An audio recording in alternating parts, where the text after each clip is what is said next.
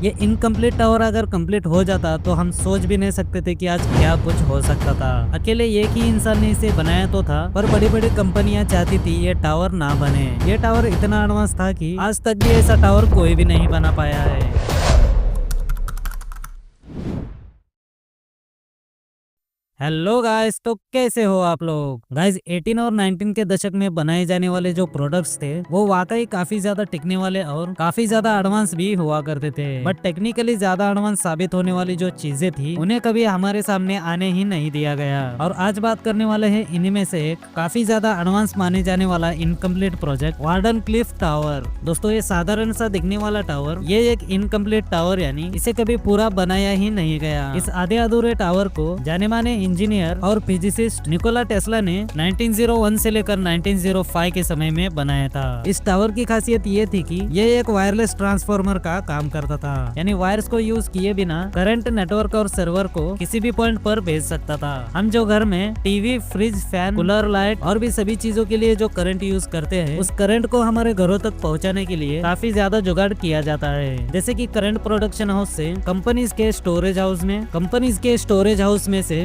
District supply से area wise supply, area wise से फिर घरों में कनेक्शन लिया जाता है। ये सभी प्रोसेसिंग वायर्स के जरिए ही हो पाती है और इसमें काफी ज्यादा जुगाड़ भी होता है। और जहाँ तक फोन यूज करने की बात है, चाहे वो लैंडलाइन हो या फिर मोबाइल फोन से क्यों ना हो, इन्हें भी सर्वर और नेटवर्क कम्युनिकेशन के लिए समुद्रों में और जमीन के अंदर वायर्स को बिछाकर टावर्स को एक दूसरे को कनेक्ट करने के लिए काफी लंबी प्रोसेसिंग होती है। दोस्तों कहा जाता है अगर वार्डन क्लिफ टावर बन जाता तो इन वायर्स की कभी जरूरत ही नहीं पड़ती, यानी इस टावर के जरिए बिना वायर्स के ही फ्रीली करंट, नेटवर्क और सर्वर सप्लाई हो सकता था। रिसर्च के अकॉर्डिंग कहा जाता है ये वार्डन क्लिफ टावर एक ऐसा ट्रांसफार्मर था जो धरती और इन्वायरमेंट को एक कंडक्टर की तरह यूज करके अपने टारगेट तक फ्रीली बिजली को सप्लाई कर सकता था। इसीलिए इसे एक एडवांस टेक्नोलॉजी वाला वायरलेस टावर कहा जाता है। पर दोस्तों सुनने में ये जैसे सपने की तरह लगता है, वैसे ही ये एक सपना ही बन चुका है, क्योंकि निकोला टेस्ला ने इस पे एक्सपेरिमेंट्स तो काफी सारे किए थे और उन एक्सपेरिमेंट्स में सफल भी हो चुके थे,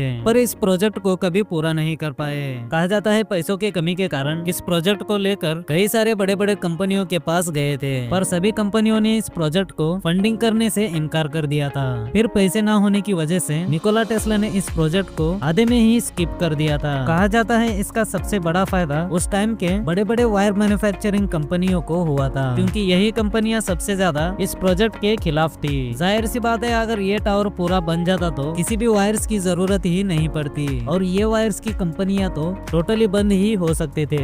तो दोस्तों निकोला टेस्ला के डेथ के बाद ये प्रोजेक्ट भी एक मिस्ट्री बन गई। कोई भी कंपनियां ये नहीं चाहती थी कि उनके कंपनियां इस प्रोजेक्ट की वजह से लॉस में चले जाए।